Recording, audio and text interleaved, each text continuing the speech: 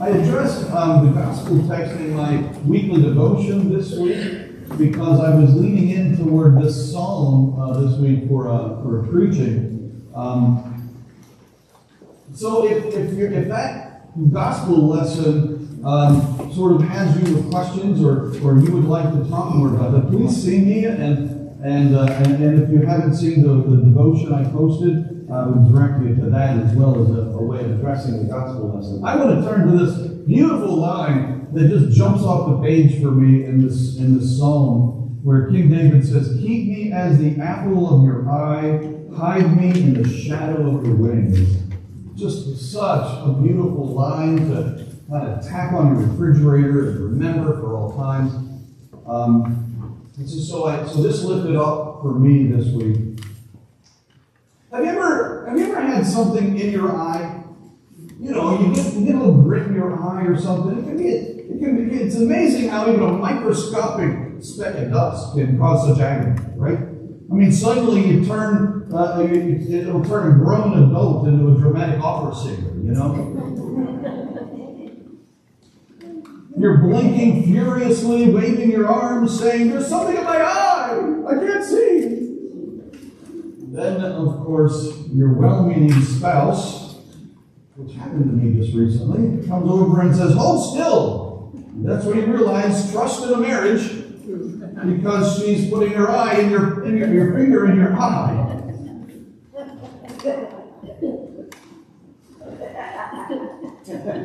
Claudia likes my jokes. I love it, Claudia. The eyeball is so sensitive. It is so complex. It is such a delicate organ in our body. The eyeball is still evidence today of God's creative wonders. We can sort of explain away through evolution just about every other part of the body except the eyeball. The eyeball is way too complex to ever assume it was just sort of by freak of chance through the generations of going over time, just sort of happenstance. The eyeball, sort of all those things come together just right. And the eyeball is still such a complex organ that we look to it and we're in wonder at how in the world this came to be. We can also manufacture all sorts of complex things in this world, and you might be able to put together a model of an eyeball, but making it work is a whole other matter. Making it work the way our eyes work is a whole other matter.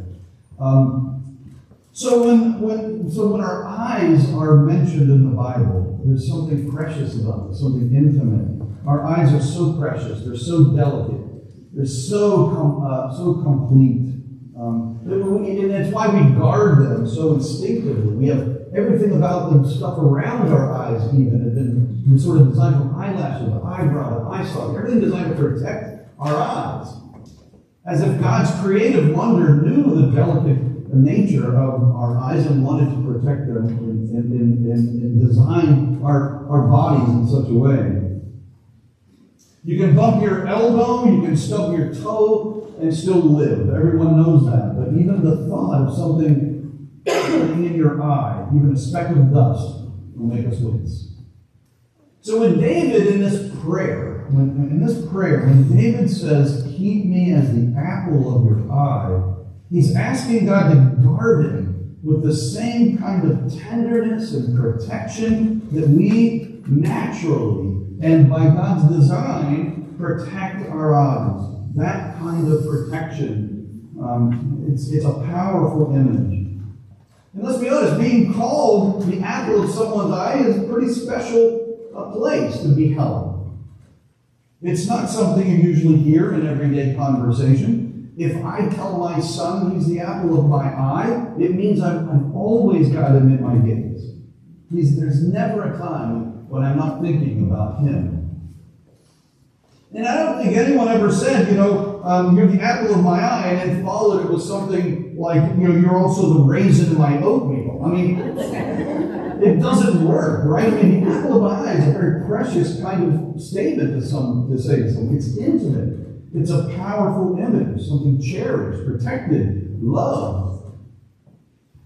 In Hebrew, in the language used, in the original language of the Psalms, of the Old Testament, that phrase that gets translated in English, apple of your eye, literally means in the Hebrew, the little man in the eye. It literally means that. And that's what I was getting at with the children's message. That little man in the eye is that man you see when you look closely into someone else's pupil. You see that tiny reflection of yourself when the circumstances are just trying to see it.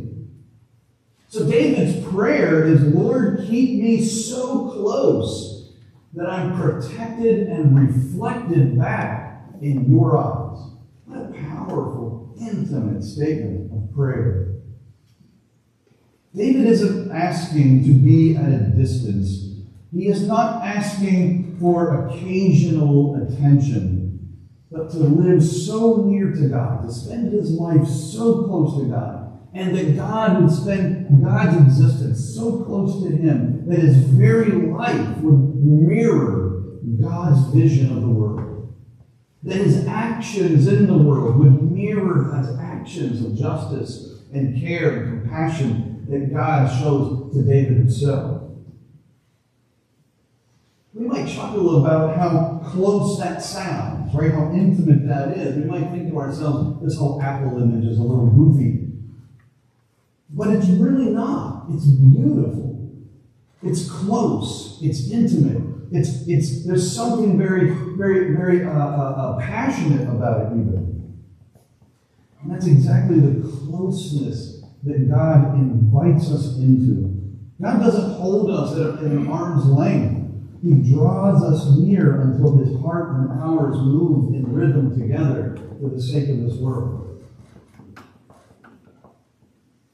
Now, in the second half of that same verse, we get something that's a bit of a companion line to that apple of the eye piece. It says, hide me in the shadow of your wings. So you get this beautiful line of intimate prayer about making sure that I am in your eyes all the time with God. And then hide me in the shadow of your wings. Now, if the first image is about intimacy, this one's about protection. So they both relate to protection. But the second one drives it home. Like a mother bird covering her young with her wings, not to trap them, but to shield them from anything outside that might be a threat to them. We all have moments when we want to hide. We all have moments when we're afraid and our spiritual existence may feel as if we're under the bed, hiding somewhere. And in reality, we hide in lots of ways in our world. We might put on headphones or earbuds and kind of hide from the noise around us and allow our moments and our existence to sort of drift into a different realm where the music or the podcast or whatever takes us, or the book sort of takes us away from the world, kind of hiding even in presence of others, but with the AirPods. Right? We even have a way to block out all of the noise cancellation. Right? We don't want to hear anything. We just want to block it all out. Our existence can sometimes feel that way, that we just want everything to be blocked out. We just want to hide, curl up under the blankets. The psalmist here, David, is running to safety with this word. He's saying, Lord, when the world feels harsh, cover me, hide me with your grace. Hide me in the wing of your love for me. When I'm weary, let me rest there while the world goes on.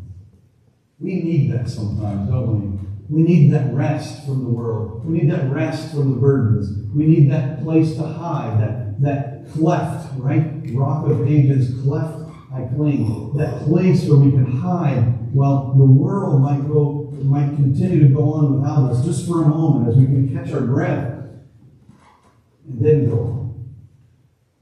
So on one line, we get that God is so close, so intimate, that we are the apple of his eye. And then simultaneously, we're not only that eye that is so sensitive and so protected, that now we run beneath the wing of our God for that sense of hiddenness from the world around us, a place of refuge and strength where we find then the God of Jacob all over again in Psalm 46. And it's important to recognize that when David talks about these wings of God, these are not the wings of a small bird, but an eagle he's referring to. Not a hen, even, as I referenced a minute ago, but a bird that is the kind of bird that gives strength. The wings are strong enough to hold us and protect us from the storm outside. They're the same wings that once carried Israel through the wilderness. The same wings that sheltered Ruth in Bethlehem. The same wings that were outstretched over Bethlehem when Mary and Joseph and the Holy Family was born. So we can trust that God's wing of protection, when we hide under it, those wings are strong.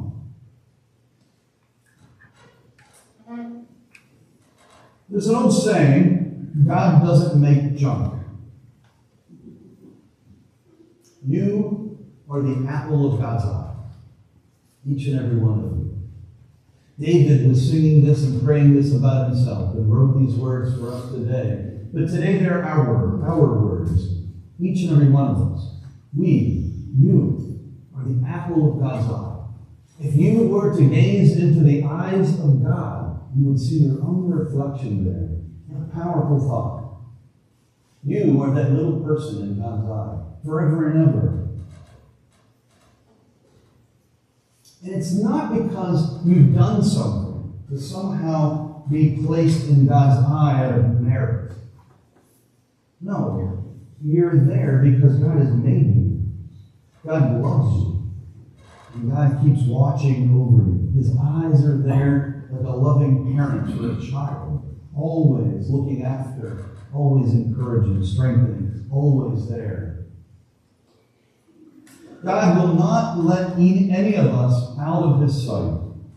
You are always in his field of vision. You are always there. Even when you wander away from God, God will always have his eyes on you anyways. I'm often asked, Pastor, what about my son or my daughter who was baptized but then sort of abandoned the church? Is God still their God? This is a verse right here to remember for that question. The answer is yes. No matter how far we wander from God, God is claiming us. And God's eye is always on us. And God's wings are always offered to us as protection. We can never escape God's loving gaze upon us and our lives. So you can almost imagine God saying, I've got my eye on you, not as a threat, you see, as a promise of God's love that will never blink or never look away. And you can almost imagine God saying, I've got my wing to shelter you all the time. I'm always here for you. Always turn back and trust that I'll take care of you. Such a beautiful line. Just one line out of a long prayer from the Psalm. So the next time life gets a little blurry, or you feel like you've gotten something in your spiritual eye, maybe it's pain, maybe it's grief, maybe it's doubt, maybe it's fear, maybe it's worry. Remember this line in this song, in Psalm 17. Remember that you are the people of God's eyes. You are reflected forever and ever in his gaze out to the world. You are hidden always beneath his wings whenever you need shelter from the world around you. And know that also gives us a call. That as we are reflected in God's eyes, God then calls us as children of his own kingdom forever and ever, as followers of his son Jesus, to reflect back then to the world around us, to see God in the eyes of the neighbor next to you, to see the possibility of hope in the world outside us, and to live into that vision. God's kingdom breaking into this world. That is the vision that God places upon our eyes, and so much as we are on His, calling us to be the people who see God's justice possible in this world, to see God's hope being brought in through us, our charitable work, our donations, our active work in the world, God's eye shining through us to the world around as well. This line in Psalm 17 may sound very poetic, these beautiful words, but they're not just poetic, they're also very personal and very intimate about a relationship that God has that's very close with you. And it's a call then to draw near to God at the same time. That same God who watches over the galaxies watches over you with such intimate closeness, with the gentle care of one who cannot bear to see you get hurt. And God bless you with that. Amen.